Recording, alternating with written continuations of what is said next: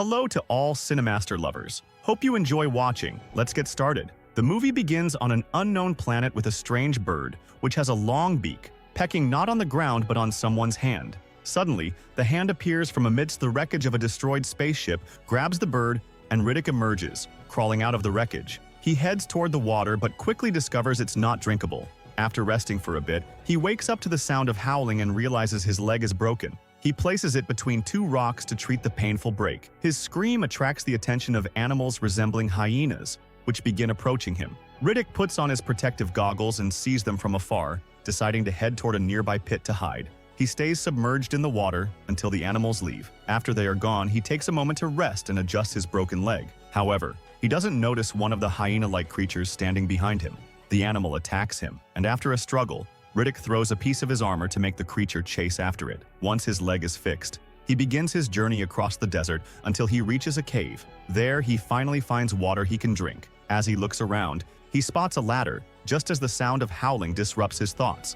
The hyenas approach the entrance of the cave, and suddenly, a strange creature emerges from the water, attacking and killing one of the hyenas, causing the rest to flee. When Riddick turns to see what's happening, he finds the strange creature in front of him. They fight, but Riddick manages to dodge the attack and escape the cave. He continues walking through the unknown lands until he reaches an old fortress. He enters among the stones, pulls a piece of rubble over him, and falls asleep. While he slept, Riddick started remembering his past before he was thrown onto this planet. He recalled that he was once the Lord Marshal of the Necromonger legend. He remembered being worried about Sebius, who was watching Riddick as he tried to locate the planet Furia from his chamber. A girl was speaking to him, and she asked if the guards were still around to protect them. As Riddick turned to check on the guards, she stabbed him in the back, attempting to kill him, but he didn't die. Filled with rage, he grabbed her and killed her, letting her body fall to the ground. Sebius entered and asked what had happened and what could have motivated her to try such an assassination attempt. Riddick responded that it could happen to anyone in his position. Riddick stood, and the blood on the back of the chair was clear for everyone to see. Sebius provoked him, trying to get Riddick to kill him, but Riddick gathered his strength and restrained himself. Instead of killing him, Sebius began telling Riddick stories of an unmatched warrior with eyes like Riddick's, and he started talking about the planet Furia. At this point, Riddick asked about the planet's location, but Sebius didn't immediately respond. So, Riddick held a knife to Sebius's throat, and Sebius told him that the only map leading to Furia was stored within his memories. They made a deal. Sebius wanted something called Ascension, meaning constant readiness and preparation for any danger. He agreed to give Riddick a ship and a passage to the planet he sought, but in the end, Riddick discovered he had been tricked. They had sent him to a random planet instead. Riddick quickly killed the soldiers, but a man with a disfigured face took the weapons from the dead soldiers and mercilessly fired at the ground where Riddick stood. The rocks crumbled beneath him, and Riddick fell into a pit amid the wreckage. The man believed Riddick had died, but Riddick managed to recover and began a new journey on this hostile planet. After walking for a long time, Riddick noticed that the small hyenas had died, except for one. He decided to take it with him and cared for it for several days. While attempting to climb a mountain, he saw traces of a civilization ahead. After seeing that the small, tamed hyena was sick and close to dying, Riddick got an idea. He caught a scorpion-like creature, extracted its venom, and injected it into the small hyena to see what would happen. To his surprise, the small hyena recovered, and its body reacted well to the venom. Riddick then decided to inject himself with the same venom, allowing his body to build immunity against it. After repeatedly injecting himself and getting used to the venom, he stood up and prepared to face the creature in the water. When he fought the venomous creature, it bit him on the leg, but Riddick quickly cut off its head. He heard the small hyena's cry and looked back. Just then, a giant creature emerged from the water. Riddick quickly turned and fought it. Fortunately, he managed to run away, taking his tamed hyena with him. But he returned to finish off the water monster, crawling under it and slashing its belly. When its guts spilled out, the creature devoured them, giving Riddick the chance to escape before he was killed. Months later, Riddick was walking through a vast desert with his now fully grown hyena. The hyena brought him a ball, and they started playing with it. As Riddick looked around, he noticed piles of leftover items scattered around. After climbing a hill, he saw a building ahead of him. He went inside, gathered food and supplies from the place, and ate with the hyena. A storm came, and Riddick felt that his time on this planet was coming to an end. He returned to the place where he had been before and performed a scan to get information. It turned out he was wanted, and they were looking to capture him, dead or alive. The scan signal alerted a ship which landed on the planet to retrieve him. The crew disembarked and began searching for him. Santana, the ship's captain, entered the place where Riddick had been, accompanied by Diaz, and they saw a message on the wall telling them to leave the ship. They prepared to search for him with the help of machines. Santana instructed the youngest crew member, Luna, to wake up the prisoner and get her out of bed due to the extra weight. They removed the shackles from the prisoner and asked her to leave before he changed his mind. As the prisoner began to run, Santana shot her dead in front of Riddick. Santana introduced himself to Riddick, saying he would kill him. After this declaration, more people arrived to claim the bounty on Riddick's head. Santana tried to stop them from coming down, but they ignored him. Colonel John Doe and his crew landed, and their arrival wasn't exactly warm. Santana explained that Riddick belonged to him, and John agreed, promising not to cause any trouble. As night fell, Riddick began observing the group from a distance. Two of Santana's crew members were patrolling the area when their machine detected something. Santana realized it was just a hyena, but Diaz shot at it, missing his target. The hyena stole something, and the machine started malfunctioning because Riddick was interfering and jamming its signal. Dahl noticed that something was missing, and John asked Santana if they had searched the area for traps. Santana hesitated when one of his men found something on the ground. He warned them not to touch it, but the man picked it up, revealing it was just a tin can. When Santana moved ahead, one of his crew members got caught in a trap.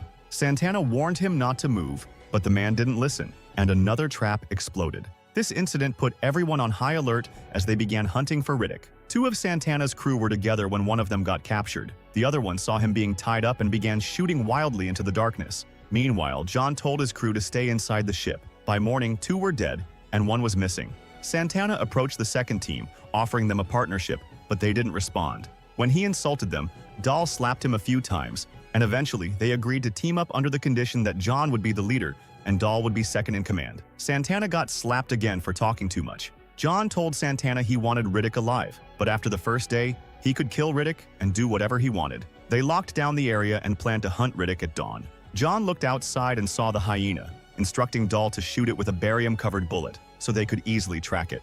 The first attempt failed, but the second one succeeded.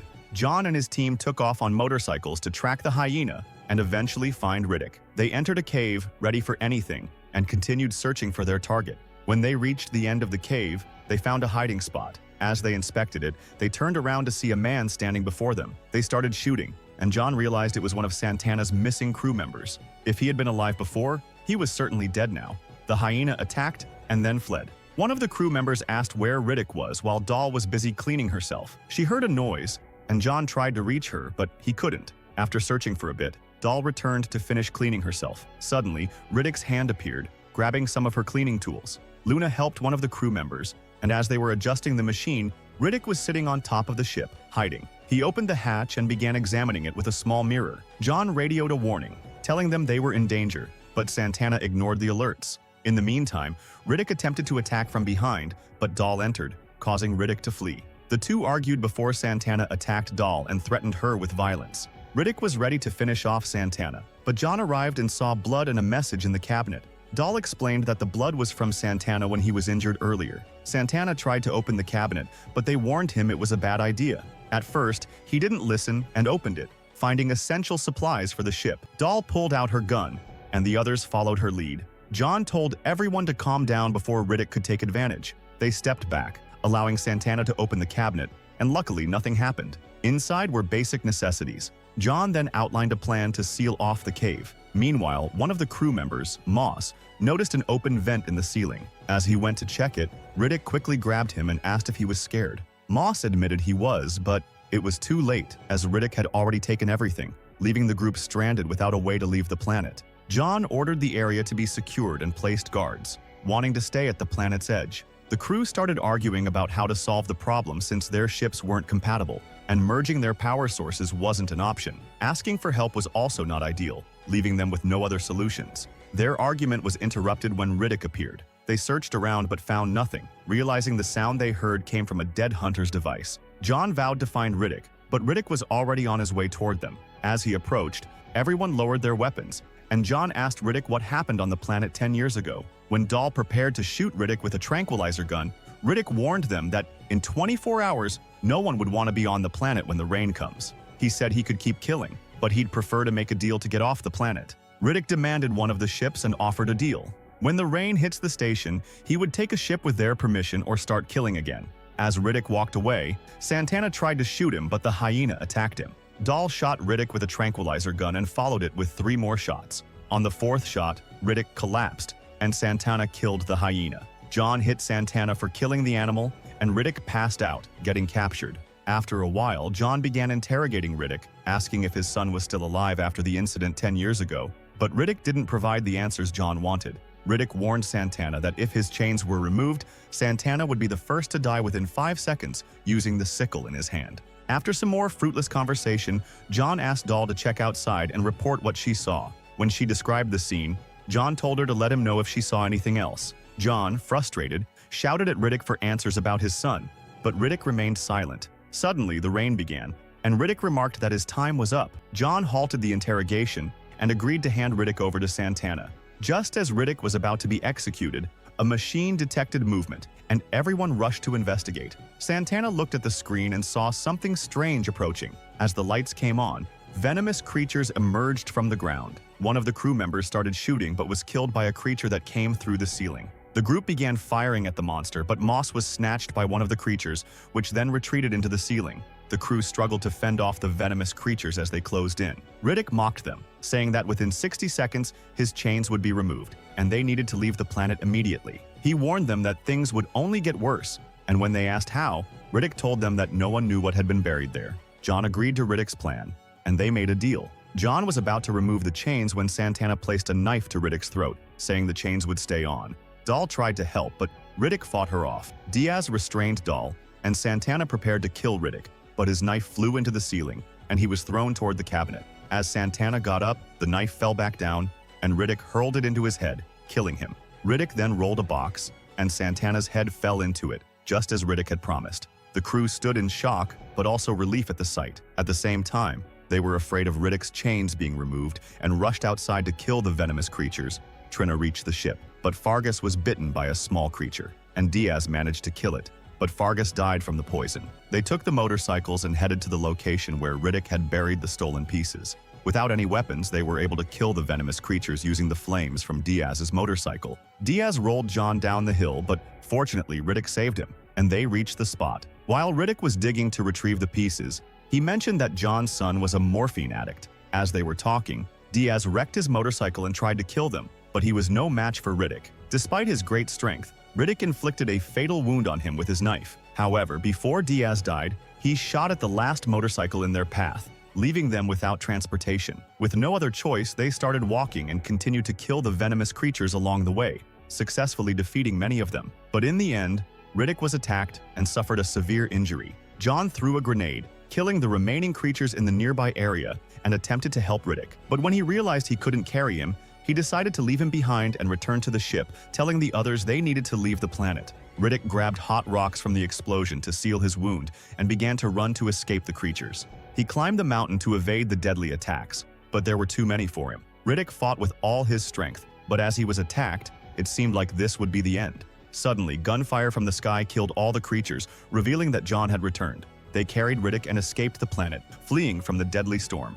After a while, they boarded 2 ships and managed to escape the planet. Soon after, Riddick was on his way home to confront his demons and everyone who betrayed him. The scene changed, showing Riddick approaching a man with a scarred face. It turned out that Sebius hadn't wanted to betray him, but it was the scarred man who had betrayed him, leading to Riddick's rise. Riddick then killed him and asked a woman if Sebius was alive or dead. She replied that he was both, as he managed to attain a sense of superiority, which meant the deal was completed, and that was what Riddick wanted. If you liked the video, subscribe to the channel and activate the notification button to get more new videos.